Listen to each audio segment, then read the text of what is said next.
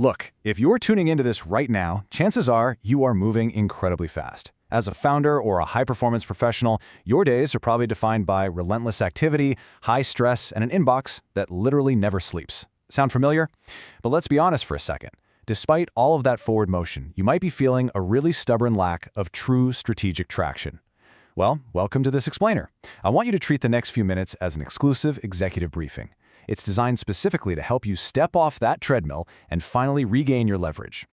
You do not have a work ethic problem. You have a leverage problem. I really need you to internalize this right away. The bottleneck holding back your next major product pivot or the friction you're hitting as you try to scale your team, it's rarely about how hard you work. It's about how clearly you think. Grinding harder is a tactical response, but we are here today to build a strategic one. Okay, here's our roadmap for today. We're going to cover 1. The founder's leverage problem, 2. Building cognitive infrastructure, 3. 9 strategic decision lenses, and 4. Your decision-making OS. Let's dive in. Part 1. Building cognitive infrastructure, moving from grinding to leverage. To actually make this transition, we have to establish what we call the clarity phase. You know, relying purely on your default gut intuition, actually, scratch that. Relying on just your gut got you this far. But to scale, you absolutely need repeatable frameworks. It's time to completely reframe how we think about mental models. Forget the dry academic theories. Think of them instead as a highly practical, shock-absorbing pre-flight checklist for your brain. It's like this. A commercial pilot wouldn't just jump into the cockpit and fly a 747 based on a hunch, right? So why on earth would you navigate a complex team scale-up without checking your own cognitive instruments first? Part 2. 9 strategic decision lenses, the rapid-fire toolkit. We're going to move fast here. For each of these lenses, I'm going to hand you a strict 3-minute protocol that you can deploy immediately to slice right through any business complexity. We start with lens number 1, inversion. The core premise here is refreshingly simple. Avoid stupidity first, pursue brilliance second.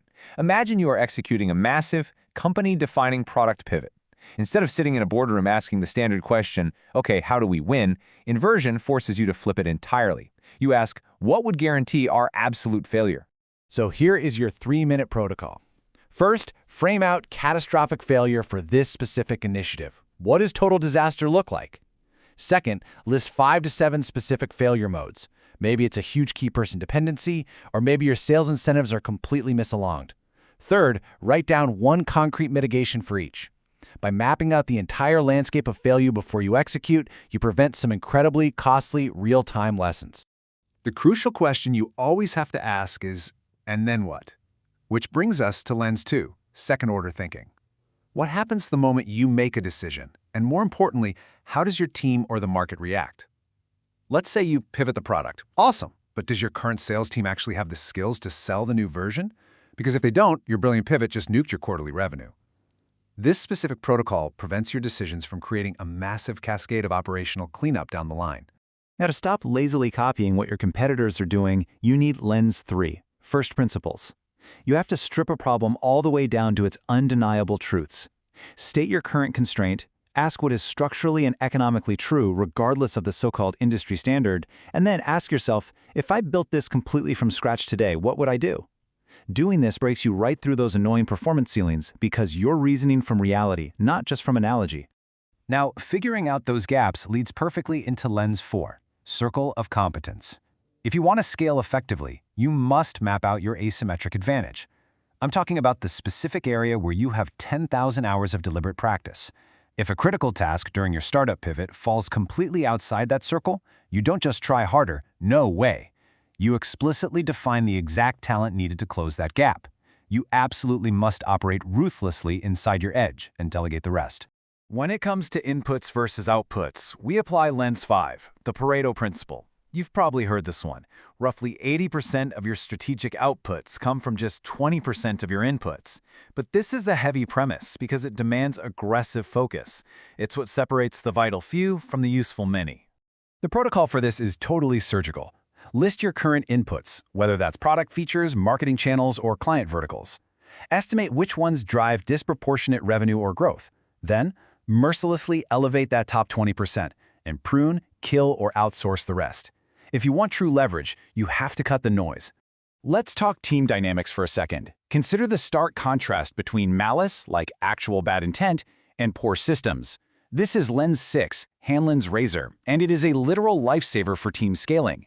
It states that you should never attribute to malice what can be adequately explained by poor systems, structural friction, or just simple miscommunication.